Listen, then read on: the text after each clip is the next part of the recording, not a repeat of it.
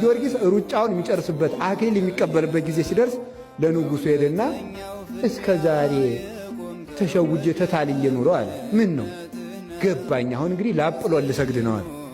ልሰግድ ነው? ልሰግድ ነው። ና በል ራስህን ልሳም አለ። ቆይ እኛ ገሊላውያን በልማዳችን መጀመሪያ ለጣዖት ሳንሰግድ አንሳምም ማለት በርኩስ አፉ እንዳይሰማው ማለት ነው። ቆይ ብሎ ልትሰግድ ነው? ና እንስገድ። አይ እንደዚህም አይደለም። በጥቂት ሰው አይደለም የሚደረገው። ጠቅላላውን በሙሉ የገሊላን ሰው በሙሉ ጊዮርጊስ ለአጵሎን ሊሰግድ ነው እያል አዋጅ ነገረ። ጊዮርጊስ ለአጵሎን ሊሰግድ ነው እየተባለ አዋጅ ተነገረ። ይኸውላችሁ ልብ ብላችሁ ስሙ። ለአጵሎን ሊሰግድ ነው ተባለ።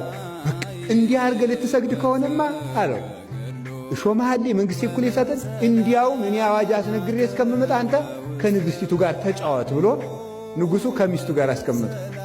እሱ ቆመና ዳዊቱን ይደግም አማልክቲሆሙ ለአሕዛብ ዘወርቅ ወዘብሩር ግብረ ደጓለ እምኀበ አይን ቦሙ ወይሬዩ እዝን ቦሙ ወይሰሙ።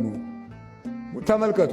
አፍ ቦሙ ወይነቡ ከዚያ አንፍ ቦሙ ወያጼኑ እያለ እንዲህ እንዲያነግ እግር ቦሙ ወይሐውሩ። የአሕዛብ አማልክት አጋንንት ናቸው።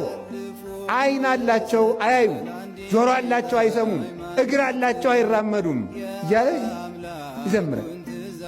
ንግሥቲቱ ሰማን ማንን ነው እንደዚህ የምትለው አለች። ጣዖታቱን ነው አለች።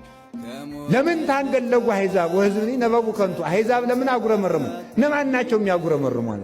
ነገሥታቱ ናቸው አለ። እዚህ በኋላ ልቧ ተሰበረና እኔም ክርስቲያን መሆን እፈልጋለሁ አለች።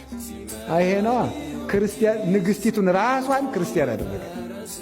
ከዚያ በኋላ ክርስቲያን ሆነች።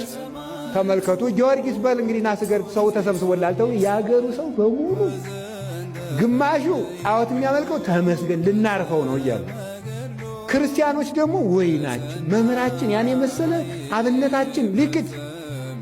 እያች ሴት ደግሞ እንጀራዬ እያለች የልጅ መድኃኒት እያለ ልጇን ሽኮኮ ብላ መጣች። ሽባ ልጇን ማለት ሰው ከተሰበሰበበት ልጁ ያ ሽባ ልጅ አያችሁ፣ ሁልጊዜው ሁሉም ነገር በጊዜው መልካም ነው። ከእናቱ ትከሻ ላይ ሆኖ መጣ። አንተ ሕፃን በጌታዬ በኢየሱስ ክርስቶስ ስም በእግርህ ና አለ። ከዚያ በኋላ ከእናቱ ትከሻ ወርዶ ያ ልጅ መጣ። ሂድና አጵሎንን ጊዮርጊስ ይጠራል በለዋል። ከዚያ በኋላ ሄደና አጵሎን ጊዮርጊስ ይሰጣል አለ። ይሄ ልጅ እየመራ አጵሎንን እያስቀጠለ እያንቀጠቀጠ ይዞት መጣ። ከሕዝቡ መካከል አቁሞ ለምን ነው አንተ እንደዚህ ፍጥረትን የምታስት? እኔ ሰዎች ነው የሰገዱልኝ። እኔ በማክሰኞ የተፈጠርኩ እንጨት ነኝ፣ የማውቀው ነገር የለኝም፣ ስገዱልኝ አላልኩም ብሎ እንጨቱን አስመስክሮ አንተም ያደረብህም ሰይጣን መሬት ተከፍታ ተዋጣችሁ ብሎ ከመሬት አሰጥሞ ሃይማኖቱን ገለጠ። ያ ልጅም ምን ተባለ? የቅዱስ ጊዮርጊስ ረዳት ሆነ ማለት ነው። ሐዋርያ ሰማዕት ሆነ። በጊዜው ሲመጣ አንደኛ ተመልኩ ሰራዊት ሁሉ ምን አለ? ይሄ ሽባ የነበረው ልጅ በእግሩ መምጣት። አጵሎንስ እንዴት ያለ ደካማ አምላክ ነው! አያ ሕፃን ልጅ ዶ የሚያመጣው። ለእሱ አንሰግድም እንግዲህ ለጊዮርጊስ አምላክ ነው የምንሰግድ። እንደገና ደግሞ ራሱን ማዳን ያቃት አንድ ሕፃን ልጅ ጠርቶ የሚያመጣው ነው እንዲህ አምላክ።